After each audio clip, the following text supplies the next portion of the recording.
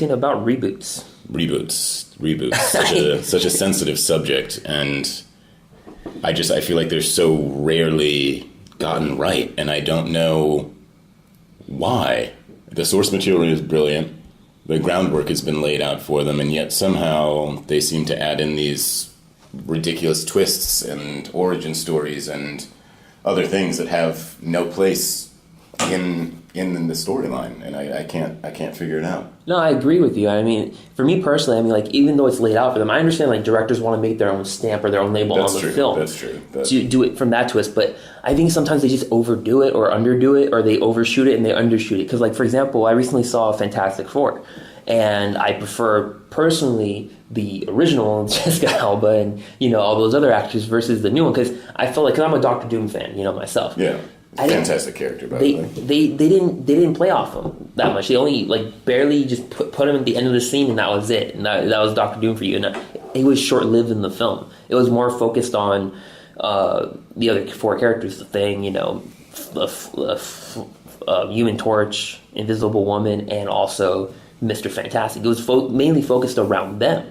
Yeah, see, and I think that's too bad, because the heroes don't exist without the villains, and I think that's so often passed over, especially in these superhero films, where they try and make the heroes stand alone, and that's just not possible, because the heroes only exist because of the villains, and the villains are, more often than not, I think I'm going to say 99.9 times out of 100%, the villains are more interesting.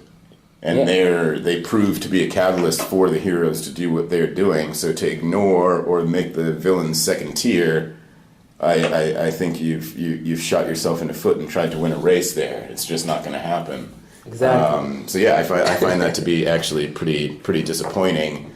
And honestly, for me, with all the money that goes into Hollywood, all the everything that they have at their disposal, I think the best done adaptations have been cartoons from the 90s for me. Between totally. The X-Men series and the Batman animated series, I think is the most creative.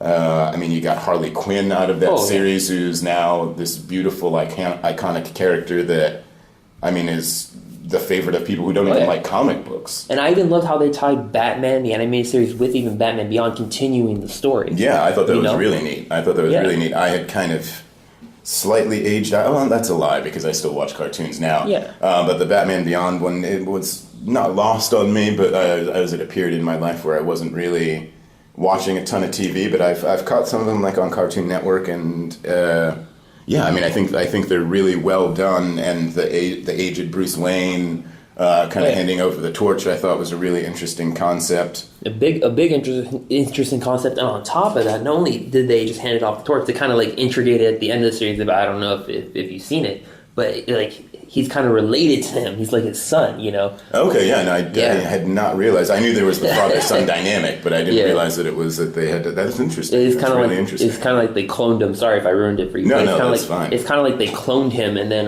from Bruce's DNA, but he lacks the intelligence of Bruce, because what's that lady who's like, you know, she's like, she assembles a Suicide Squad, and then the Batman series, I forget her name. Oh, come on, it's right there. Oh man, this is gonna kill me. We'll come back to that point, because I know it's in my head somewhere. But definitely though, I mean, like, the Batman Arkham series, when they went to video games, when they took Batman, the label of Batman, and they just put it exactly to video games, translated it to video games, they did a really amazing job. What would you say is your favorite title from there? Batman Arkham City. Okay. Because just the way the gameplay was, just so many elements from the comic books they took and they just put it in the game, kind of like, you know. And I think that's really story. The only way to do it. Like, that's, again, I hate when they ignore source material. Yeah. Or when they think they're more clever than what gave them the idea. Because if you would have just come up with your own idea and you would have just made a new superhero, but you didn't. Exactly. And so I feel like you should really, if for no other reason, Amanda Waller. Oh, Amanda Waller, there you go. Puts together the Suicide Squad. There we go. I knew it would come to my head eventually. But yeah, that is one of my biggest pet peeves with any sort of adaptation, any sort of reboot, is the writers getting ahead of themselves and thinking they're more clever than the source material. And I think they owe more to the source material because, hey, you're making a project about it. You're making a living adapting somebody else's work, and I think that or I feel like you should stay true to the storyline. Very true, or as close to possible, and maybe make subtle tweaks because there's hardcore fans like me, you, and other people out there that just love that original material. Yeah, you could originally they rebooted Batman again with the whole Damian Wayne thing, and then changed some of the stories with the New 52s. I've been getting into those recently, and to be honest with you, that's not a bad adaptation, but I really wish they kind of did it more like not so dramatic, because they kind of kill off I feel Tim Drake a little bit sooner than usual. Okay. And then just turn him into Red Hood just right away. It's kind of I feel like that was like a slow progression, and when that came out, it was actually a surprise, and it wasn't something that had been telegraphed. It wasn't something that I saw that coming. They're going to have to do this with this character. And I think it's a very good point. And to touch on something you said a second ago, I think ignoring the hardcore fans is just so foolish, because if they're not your base, then who is? And they're going to know, or I'm going to know, you're going to know what's wrong with it from the standpoint of the source material. Yeah, so how could you really be a fan if you're bastardizing it to that point? Exactly. And the thing for me is that people who are not diehard fans, who don't know the source material, they're not going to know the difference. They're not going to care. So if you're going to do something on that particular subject, then make it true enough for the hardcore fans to enjoy, and flush it out to a point that people that don't know about it are going to be able to enjoy it and understand it as well. But that's always been one of my biggest gripes, is these writers and directors of these superhero series that claim I'm the biggest diehard nerd. I've got long boxes in my, which is a term you wouldn't understand if you weren't a nerd, I guess, but stacked up in my basement, and I'm kind of I don't think you do.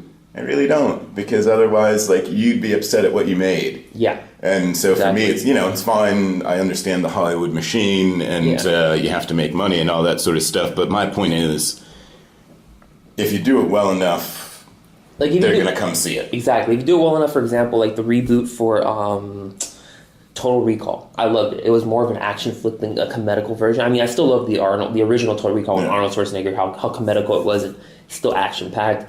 But, and all that's just original. But I loved how they did it with the CGI and everything. Actually, that reboot was actually really well done. I enjoyed it. I think it had a fantastic cast that was actually able to carry a storyline of that nature, and I think that was really cool. Was it strong enough for a sequel or anything else? No, but not so much. But I mean, that, again, I think that is semi-irrelevant, and that's another thing that again, and I guess it goes back to the whole Hollywood machine thing, but this necessity of this is a trilogy when it's not a trilogy story really annoys me. And I think that's definitely something that we could do without. Sony with sorry for interrupting. With right now with the Avengers, just Sony signed over Spider-Man to Marvel. Yeah, which should have. I don't even understand why that was issued in the first place. It's just ridiculous. It should have happened sooner, in my opinion. But I think they should have kept Andrew Garfield or as Spider-Man, because personally, I have a tie to him now, because even though I didn't like the Amazing Spider-Man 1. I mean, I love the Amazing Spider-Man 2 because Jamie Foxx was a great Electro, and you got Emma Stone playing as Gwen. She's just amazing. Yeah. I mean, they were out of their depth having cast her for the strength of that movie, because I feel like in a way she kind of solidified that character, brought justice to it, and I feel like they done that movie right. The direction they were going with the Sinister Six, I wanted to see that happen, but when they signed over the rights, I was kind of disappointed with that. I really wish Marvel kind of said, okay, let's continue this. Let's make the Sinister Six happen, and then maybe incorporate a little hint at the end for the Avengers or something like that. Yeah, I think that would have been a smarter way to go about it. Yeah, or Civil War, Try and slowly tie the things together. And there's enough threads there that they could have made something seamless out of that, but I just think that they chose not to, and they'll go with some wildly disconnected next step that it's like, oh, look, Spider-Man's here. And it's like, well, what is the fuck is he doing there, man?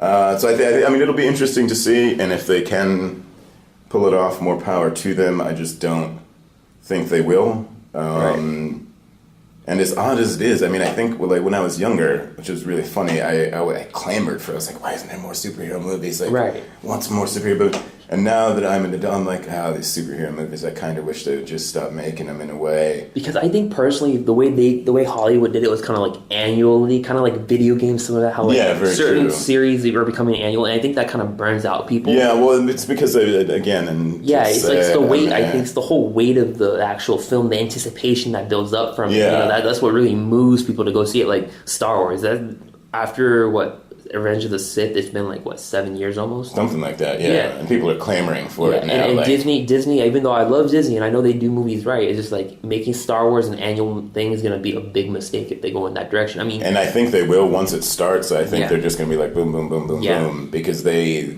don't want the kids that they're now trying to hook on it as a new generation to outgrow it or to lose interest, and somebody else puts out a more interesting sci-fi series, because I feel like it's just over the years, and it pains me greatly to say this, but I think Star Wars just lost so much steam. Yeah.